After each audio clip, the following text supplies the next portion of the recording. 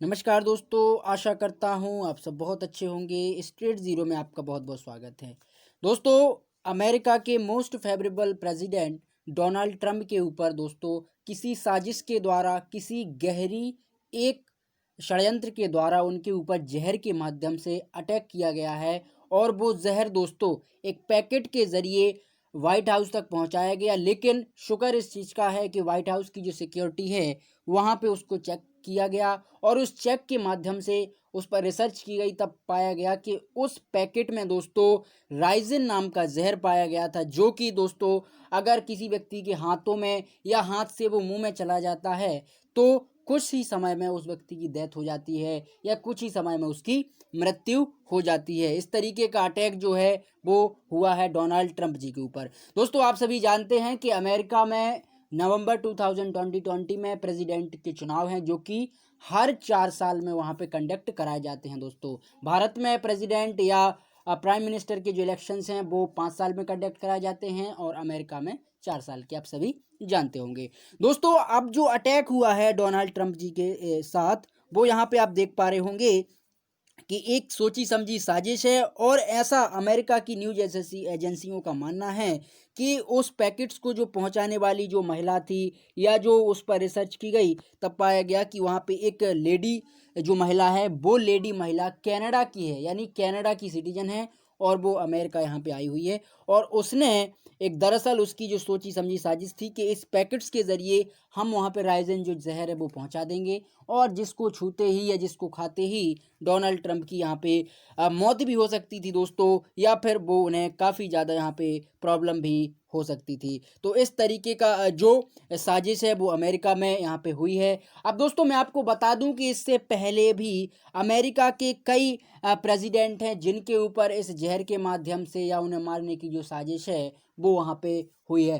दोस्तों, सबसे पहले जो लिंकन साहब हैं, इब्राहिम लिंकन साहब, उनके ऊपर भी इस तरीके के हमले हुए हैं फॉर 18 के टाइम पे। उसके बाद 2013 में बराक ओबामा उस अमेरिकन प्रेसिडेंट थे, उनके साथ भी इसी राइजिन जहर से यहाँ पे अटैक हुआ था इस पैकेट्स के ज़रिए।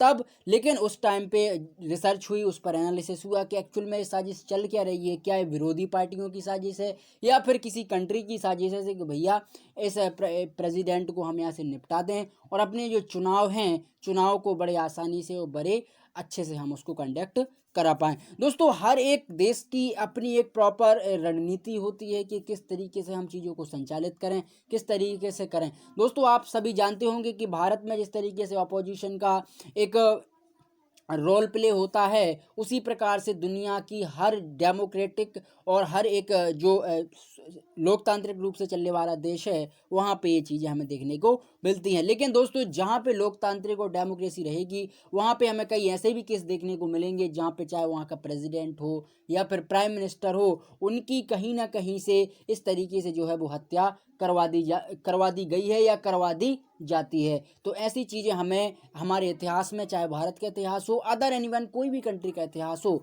वो हमें देखने को मिलता रहा है। दोस्तों, अब ये हमला डोनाल्ड ट्रंप जी के साथ हुआ। आप सभी जानते हो कि डोनाल्ड ट्रंप जी कितने लोकप्रिय हैं अमेरिका में और हमारे भारत में।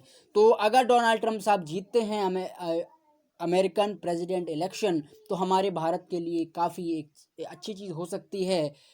और अगर बाय जॉर्डन जीतते हैं, जो कि एक अपोजिशन के लीडर हैं बाय जॉर्डन साहब, तो काफ़ी हमें उससे भी एक फ़ायदा हो सकता है। दोस्तों, अमेरिका का प्रेसिडेंट कोई भी हो, हमें उससे जो रणनीति है, हमारी जो नीति है, जो हमारी विदेश व्यवस्था है, उसको हम किस तरीके से मेंटेन कर सकते हैं, इसको तो हमें ही करना पड़ेगा। क्योंकि अमेरिका, आप सभी जानते हैं कि ओनली ऑन फॉर अपने इंटरेस्ट के लिए वर्क करता है, अपने खुद के लिए वो वर्क करता है। अमेरिका ना तो किसी का सगा हुआ है आज तक और ना किसी का प्रॉपर अच्छे से वो दुश्मन हुआ है, चाहे आप रशिया की बात करें या चाइना की। चाइना से भले ही उसके संबंध अच्छे ना हो, रशिया से भले ही संबंध अच्छे ना हो दोस्तों, लेकिन इंटरनली रूप से और आंतरिक और पर्सनली रूप से अमेरिका, चाइना, रशिया तीनों एक गुट में रहते हैं, तीनों एक साथ में रहते हैं और वो अपने आप को कभी तोड़ भी नहीं सकते। अब दोस्तों, मैं आपको थोड़ा बता दूं कि राइजिन जो जहर है वो किस तरीके से वर्क करता है और कैसे हमारे भारत में उसको पहचाना जा सकता है। दोस्तों, जनरली जो राइजिन जहर है ये अरंडी के बीजों से निकलता है। आप सभी जानते होंगे कि अरंडी का जो तेल है वो भी बनता है और अरंडी का बीजों से भी निकलता है। कुछ छोटे छोटे बच्चे या हमारे गली मोहल्ले में आपने देखा होगा जो इन बीजों को बचपन में खाते थे या उनसे खेलते थे दोस्तों। इसको हम ये कह सकते हैं कि आप इसको देसी भाषा में और बुंदेलखंडी लैंग्वेज में इसको कहते हैं घोटान। आप सभी जानते होंगे। तो इस तरीके का जो अरंडी के जो बीज हैं, और अगर मैं रॉन्ग हूं तो दोस्तों आप कमेंट बॉक्स में ज़रूर बताएं कि अरंडी के बीज को बुंदेलखंडी या एक रीजनल लैंग्वेज में क्या कहते हैं। इसका इस्तेमाल आतंकी हमलों में भी यहाँ पे किया जाता है और इसका इस्तेमाल पाउडर, गोली और एसिड बनाने में भी काफ़ी ज़्यादा किया जाता है दोस्तों।